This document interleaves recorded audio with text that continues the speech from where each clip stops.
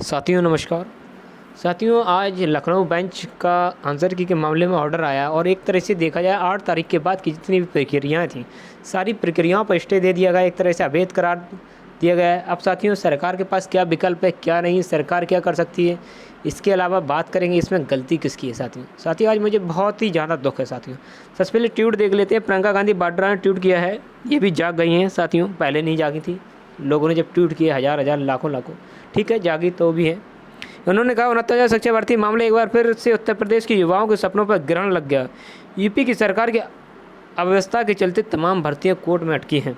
Paper leak, cut off विवाद, फर्जी मूल्यांकन और गलत उत्तर कुंजी, यूपी सरकार की व्यवस्था की इन सारी कमियों के चलते 69,000 शिक्षा भर्ती का मामला लटका हुआ है। सरकार की लापरवाही की सबसे ज़्यादा मार युवाओं पर पड़ रही है।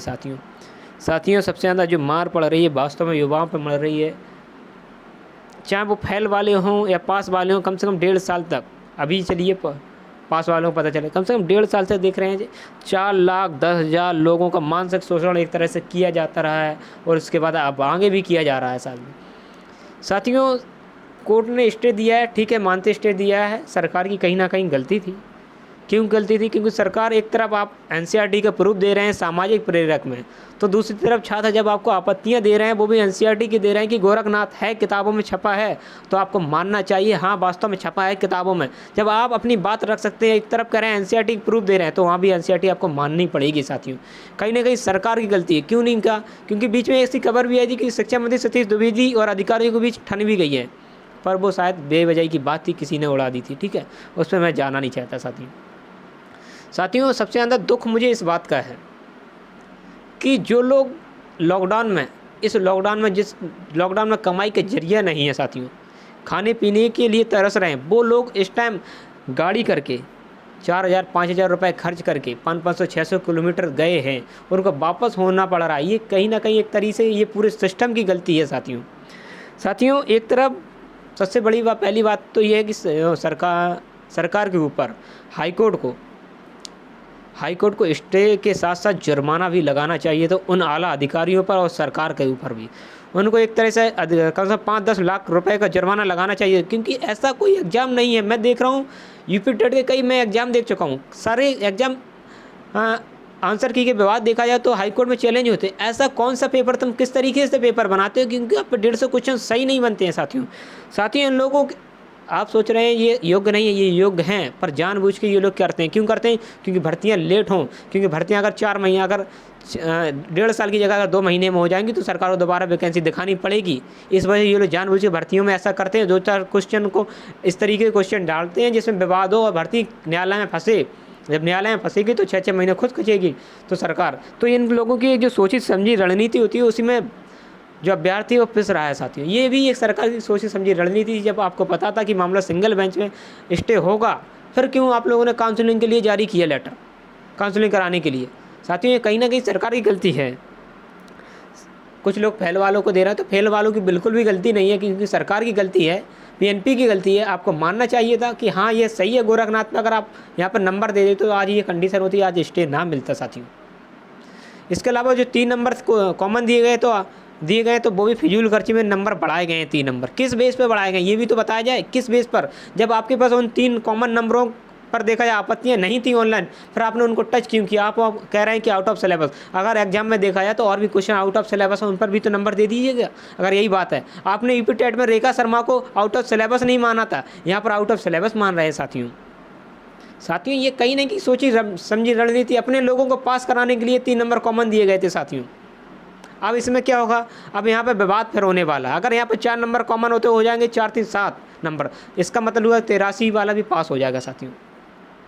साथियों बहुत ज़्यादा दुख है। साथियों एक तरह से देखा जाए तो पीएनपी को अपनी किताबें जारी करनी चाहिए, उन किताबों को लड़के पेपर पढ़कर पेपर दें जिससे ये विवाद ना हो, पर ये मानते नहीं हैं। एक तरह एनसीईआरटी एससीईआरटी की बात करेंगे, जब उसी के प्रूफ लगाएंगे तो उन प्रूफ को मानेंगे ही नहीं। साथियों अब सरकार क्या कर रही है? अब सरकार डबल बेंच में उसको चैलेंज करेगी, और डबल बेंच में हाल आपको भी पता है। मुझे लग रहा है फिर 5-6 महीने भर्ती सरकार फंसाने वाली है। 6 महीने ये भर्ती फंसने वाली है, फिर ये मान के चलिएगा 6 महीने से कम नहीं होगा, क्योंकि सरकार के पास अर्थव्यवस्था वैसी भी गिरती जा रही, बजट भी नहीं है। तो सरकार ने ये सोचा था कि अगर गोरखनाथ सही कर देंगे तो मामला स्टे नहीं मिलेगा। इस वजह से उन्होंने किसी भी जो क्वेश्चन था विवाद उस पर हाथ नहीं रखा और जब कोर्ट में मामला गया तो कोर्ट से क्या होगा, स्टे होगा। सरकार की रणनीति, उस रणनीति की तहत सरकार उसमें कामयाब हो गई है।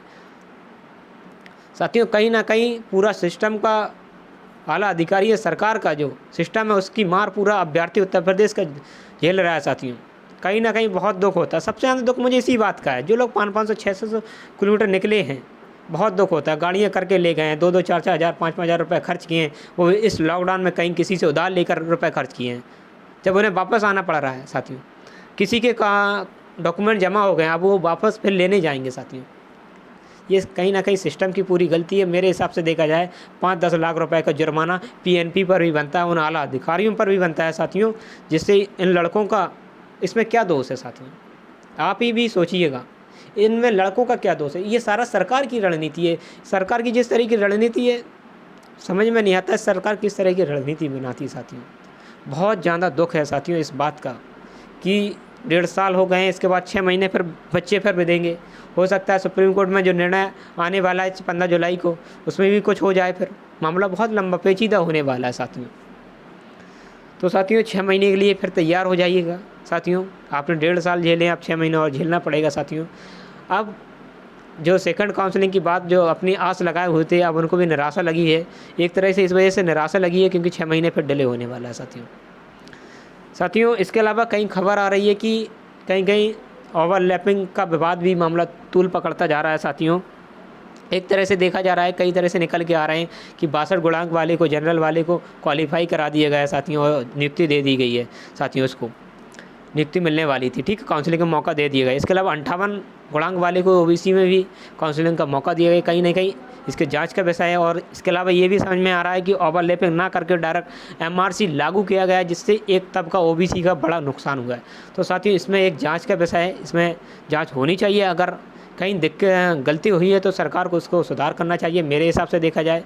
और जो ओबीसी एससी है इस पर भी केस होने वाला है। साथियों क्यों होने वाला है? क्योंकि उनका एक तबके का नुकसान ज़्यादा हुआ है। आपको ही पता है, ओनली देखा जाए 0.04 का अंतर है सिर्फ 18,000 लड़कों में। ये कहीं ना कहीं गलत है। साथियों मेरे हिसाब से देखा जाए कम से कम 2 गुणांक का अंतर रहता जनरल और ओबीसी में, तो कहीं ना कहीं अनियमितता जो है उनको ताक पर रखकर ये भर्ती की गई है और उसी का खामियाजा स्टे हुआ। अब केस कई तरह के केस होने वाले हैं, आंसर की का केस भी चलेगा।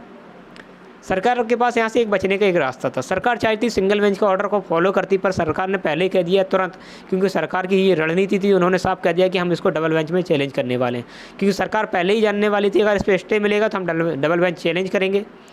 तो मेरे हिसाब से देखा जाए तो सरकार को एक एफिडेविट लगा के कह देना चाहिए था सिंगल बेंच में कि आप यूजीसी की जो समिति है आप वो गठित कर रहे हैं, जैसा कि आपने हमें पीएनबी को 10 दिन का टाइम लिया है, मैं उस टाइम को 2 दिन करिएगा और वहाँ भी टाइम घटाइएगा, तो हो सकता है भर्ती जल्दी हो सकती थी। परंतु सरकार डबल बेंच में जाएगी, वहाँ पर केस टेकअप होगा, हो सकता है वहाँ पर 5-6 महीने फिर गुजरने वाले हैं। साथियों सरकार अपने मकसद में कामयाब हो गई है और अभ्यर्थी पूरे परेशान है। साथियों यूपी में कोई भी भर्ती आए सारी न्यायालय से होकर निकलती है। साथियों आप भी जान रहे हैं और हम भी जान रहे हैं।